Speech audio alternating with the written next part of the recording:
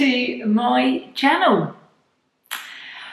September has been full on, like proper full on.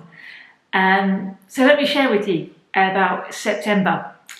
Just hi for those of you that don't know me, that are new to the channel. I am Hayley and I'm a regional minister in Southern Counties Baptist Association, which is part of Baptist Together. Wow, okay, it's freezing. I just need to acknowledge the fact that it is so cold at the moment. And I think for me, the UK weather is only two seasons. It's like winter and summer. And summer's not very long, right? So I just feel like I'm now in hoodies for the next 10 months. But anyway, yes, it's been a little while, so I didn't do weekly vlogs during September, and that was just because September's been full on, and finding time to edit and cut and everything else has been quite tough. So I think August lures you into a false security in ministry because people are on holiday, things slow down, and then people come back in September and it is like full on. Also, what I noticed in September was it's like church anniversary season. Like, was there some planning that went the best time to plant a church is September? Because I feel like I've done nothing but preach at anniversary services this month, or record messages for anniversary services. So here are some of the churches that I've been to celebrating their anniversaries.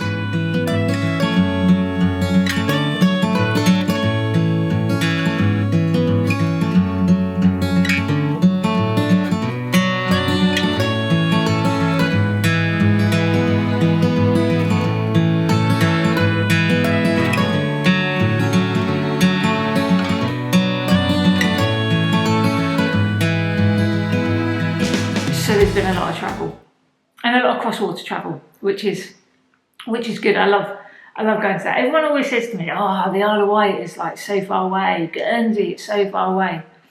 Actually, it's not too bad. Sometimes it's quicker to do that. But when I was in Guernsey, I was like, flight delays there, flight delays coming back, which is just always really stressful, isn't it? And flight delays when you're in a nice big airport is all right, because you just go grab a nice meal somewhere or shopping. No, not in Southampton. You're just staring at a wall. Thankfully, because it was a work trip, I had my laptop and managed to get some work done. So in amongst the church anniversaries, I also took part in, I went to Highley in Hoddleston, which is a Christian conference centre. And we had our Baptist Together core leadership team. So we had kind of 24 hours away together, reflecting, sharing what God is doing in our geographical locations and what God might be saying to us in terms of ministry and mission. And it's really, really exciting. It is an exciting time. We've been through a very tiring time as Baptist Together, and I think we need to be kind on ourselves as we regroup, as we continue to walk. There's been a lot of stuff thrown, and that takes its toll. And so I think there's a healing process that we need to go through, but also just getting back to what we do best, which is ministry and mission, what we've been doing for hundreds of years, what I've been celebrating with churches this month. And so yeah, it's exciting to reflect on that. It's also part of the Baptist Assembly, which is our annual gathering together in May, and I was part of the planning group for that, so just inputting and hearing what's bubbling away is quite exciting. So I'm quite excited for May, just to hear all that will be shared, and we're really heavily partnering with BMS, which is the Baptist Missionary Society, in that. So it was great. It was a real privilege to be part of those conversations. This month's been really hard to find time off. it's been really hard to just take a break and switch off, and I always feel like I've failed. Because time off and rest and relaxation, I love and I enjoy, of course I do, who doesn't? But sometimes I see it as a tick box activity. I see it as part of my to-do list. Like, so I've done this, this, this and this, and I've rested. Well done me. So when I don't get to do it, I just feel like I've failed, which isn't good, right? It's not good. But so what have I tried to do? So this month has just been crazy busy, and sometimes that happens, doesn't it? Sometimes you just can't get your regular day off. Sometimes you can't even get the 24 hours Sabbath rest that you need. So for me, it's been about claiming those small moments.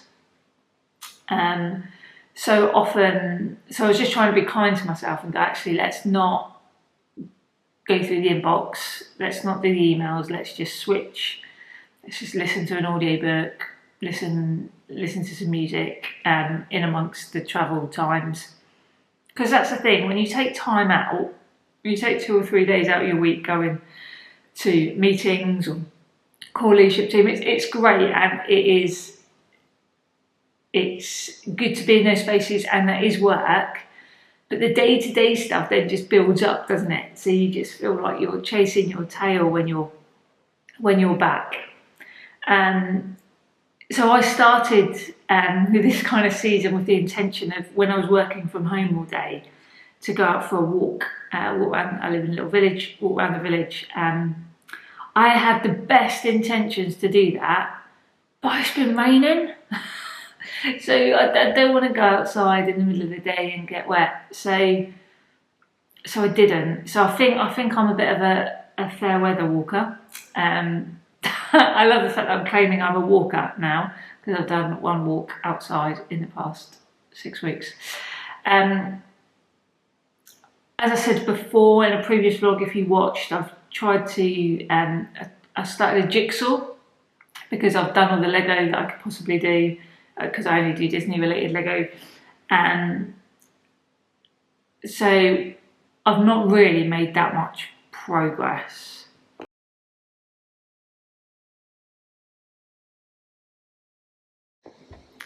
There's a lot of pink and a lot of blue, and it all looks the same, and my ADHD brain just can't focus. I think it focuses with Lego because I'm following instructions, I'm doing it at that kind of pace. Whereas this is no instructions, it's just like, have a go. And I lured myself into a false sense of achievement by doing the border, that was like really easy, and now it's just masses. So Walt and Mickey and your 50th anniversary jigsaw may just have to go back into the box. It's a nice excuse though not to have people around. Sorry, can't come around for dinner, I've got a jigsaw on the table. One of the other things that I've done this month as part of my regional role is I met with the church that were closing, that have just made the decision to close. And so they have to do that in partnership with us.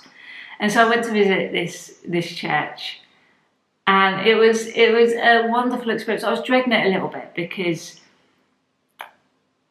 coming to the decision to close a church is never an easy one. It's very difficult, and there is always lots of emotions. And sometimes people want to just keep going, and it's not good for them or the community. And so I went to this church, and I met with 3 of the leaders. The other leader is in a care home, and for them, running the church had now become a burden. And they've gone down to monthly services, and nobody in the church that attends the church lives in the local area.